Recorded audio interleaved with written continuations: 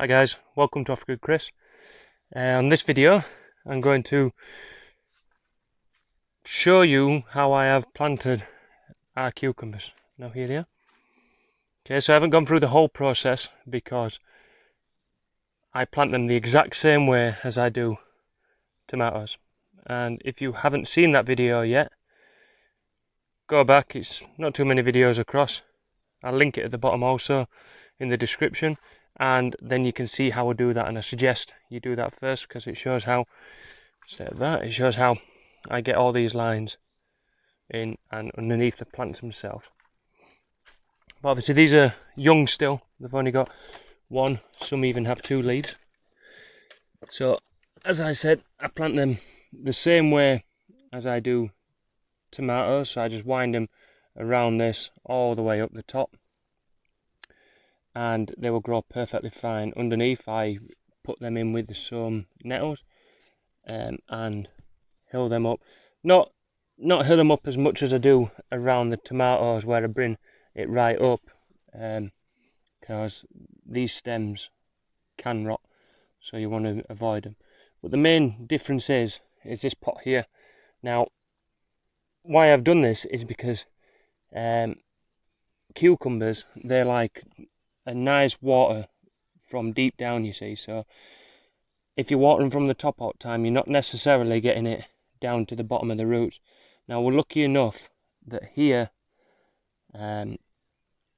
this area and this site what we're on is very wet, and we're on a, if you can see the height of the ground there, we're on a slope that runs down here all the way along. So down here on the floor it gets wet, so I'm hoping that the cucumbers will drive their way down anyway, nice and deep, and tap into that water source. But if not, these little pots, one each outside of each cucumber there, when we focus, you can see, are a good way to do it. So if your site isn't like this, and this is how I've done them since I first started growing cucumbers, you just put these, dig these pots in right beside their root ball, and all you need to do is water that up to the top. Now give these a few watering already, and what you'll notice is it will start to drain away. Obviously it drains away a bit quicker than this your first few times, but eventually then it will sit there. But what this is doing, it's releasing all that water about 4 inches down with these pots anyway. If you want to go deeper, you can do. You can cut some drainage pipe and stick that in the ground and then fill them up.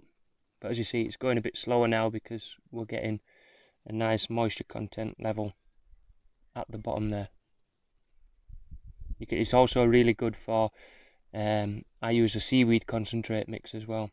So when they start to fruit, I will put that in here along with any liquid fertilizers that I make here at Hope Cottage. So likes of nettle teas, manure teas, all of that will go straight into here, and that will feed the roots down at the bottom as well, so it gets an extra good bump of nutrients. But you see there, I'm doing a little experiment as well to see how this works. That's a melon, yeah, a melon, sorry buddy, I've got, mine went blank there, it's a watermelon. Got sweet in here for some reason, like a sweet melon or something, but yeah, it's a watermelon that. So I'm going to see how that grows along.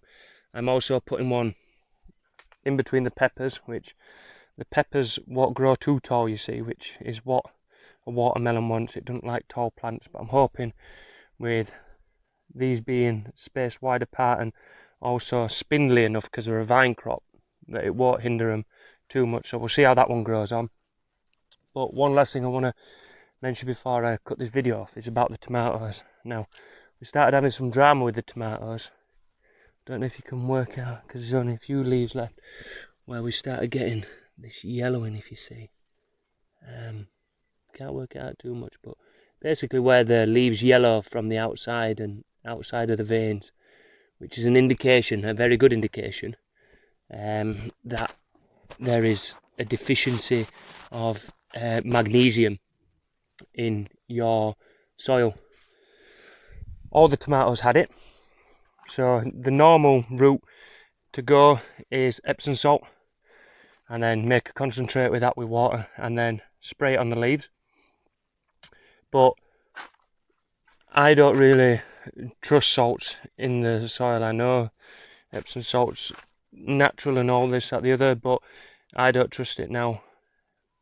Obviously working off of a very tight budget anyway, what I did do is our water itself is from the spring. Now, in this spring as well, we've got a lot of quartz around, and we're on limey, sandy sandstone, so it gets a lot of nutrients. Basically, it is classed as hard water. Ours is very hard water, and people stray away from it. Oh, stay away, you don't want to go near hard water, it's bad for your health, all this, that, the other.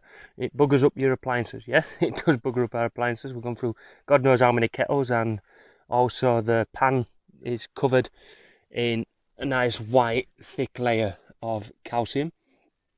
But also what it is good for, as I found out, is for the plants. Now, it's got a high level of magnesium in hard water, so I thought, well, I'll water these with the spring water. I didn't water them direct into the roots, the soil.